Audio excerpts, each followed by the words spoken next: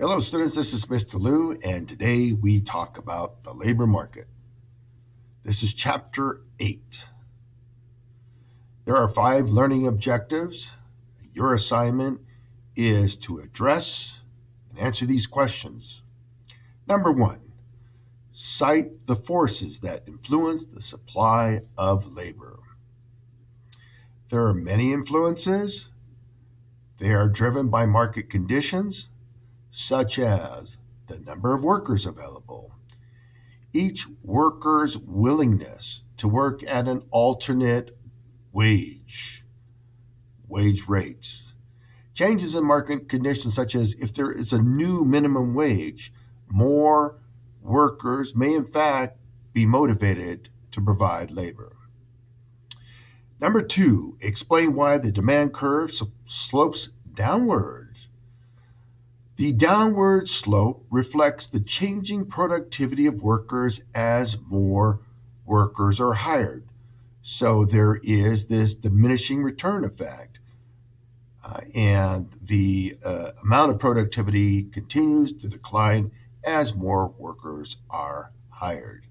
Number 3, describe how the equilibrium wage and employment levels are determined. It is equilibrium, as you know it, with supply and demand, and where they equal.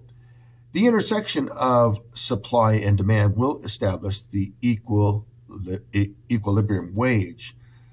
There is only one equilibrium wage, and this wage is the only wage where quantity supplied is equal to the quantity of labor demanded. Number 4, depict how a legal minimum wage alters market outcomes. Bottom line, a legal minimum wage represents a price floor, and with a price floor above equilibrium, we have a surplus of labor. So when you have a minimum wage, you raise the wage up to the new minimum wage, then more people want to work at a higher rate. Fewer employers want to hire at this wage. The number hired is less than before. The number unemployed equals the market surplus. Some workers end up better off and others end up worse off. This illustrates the classic trade-off. Minimum wage acts as a price floor and is above equilibrium wage rate.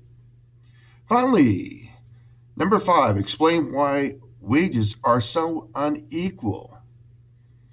Why does a CEO or chief executive officer of a company get paid so much? Or any job that you can think of? Well, it comes down to opportunity costs. In the example of the chief executive officer, we are looking at an opportunity wage.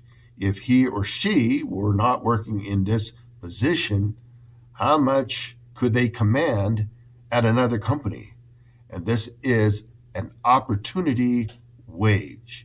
And that factors in and determines and explains, if you will, why wages are so unequal. Well, those are the 5. Remember to write your notes, comments about each of these learning objectives and submit them in Canvas. Good luck.